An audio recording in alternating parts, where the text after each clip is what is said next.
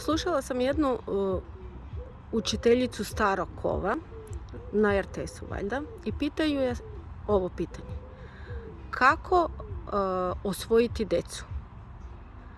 Ona kaže, odgovor je bio jako kratak i jednostavan. Kaže, prvo duhom, a onda znanjem. Šta misliš, je li autoritet bitan i kako ga ljudi steknu kao treneri? Evo ti si mentalni trener, ima teniski, ima motorika. Ajmo malo o autoritetu. Je li stvarno to do duha i do znanja ili je nešto drugo?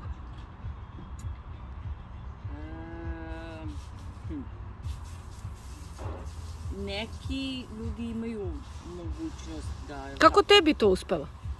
Jel ti veruju deca? Da, Dobro. da, Mislim, čim radiš, onda ti veruju, jel tako? veruju mi. Jel pokazuju to? Čak i evo, sa kim god sam raskinula saradnju, igrači nisu bili ti koji su htjeli da raskinu saradnju, roditelji, jer im ne znam šta god su bili. Da. Ja sam za da treba da se menja član tima i nadam se da svi koji ne idu više kod mene su naši drugi mentalni trenera, jer treba da se ime tokom cijele teniske karijere mentalni trener.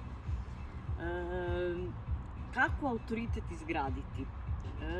Pa prvo, svako ko je bilo kakav učitelj, tako i teniski treneri i ja tako učitelji smo, moraju da znaju kako da uče tu decu. Znači mora da imaju svoje znanje. Tako, ljubav. Ja bih tu spomenula ljubav kao jednu od najvažnijih stvari. Sve moje igrače s kojima radim volim. Zaista ih volim. I mislim da oni to osjećaju, jer se sve osjeća na terenu. I dobra reč, čarobna